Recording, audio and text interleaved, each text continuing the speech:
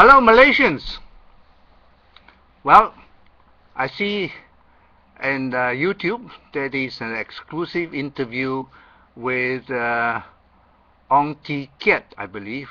He was a former president of MCA and who is now seeking re-election to represent his constituency in Kampong Pandan, I think. Maybe that's it. I can't remember now. I've been away from Malaysia a long time. Hey, you guys, Chinese, don't you ever give this Ong Tee Kiat guy a chance. Do not vote for him. He is MCA, regardless of the fact that he has fallen out with Chua Soi Lek, who's the present president of MCA. You do not take sides, because both of them are bad. Both of them are MCA and both of them are bad. They do not represent the Chinese.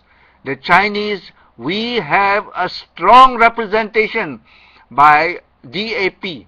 We look to DAP. We look to Lim Kit Siang. We look to Lim Guan Eng. We look to Dato Sri Anwar. We look to Tony Phua for leadership. These are sincere people, people of substance, who will represent us meaningfully. MCA has been the lapdog. They have been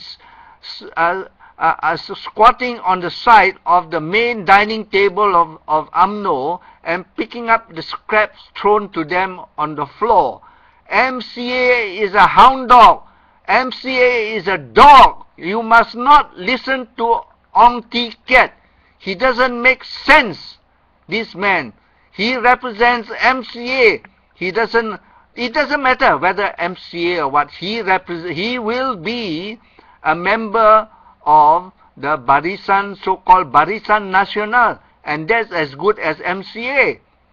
Well, do not vote for Ong Tee Kiat or whatever his name is. You know, do not pay any attention to it, because we are now at the very close edge of the cliff.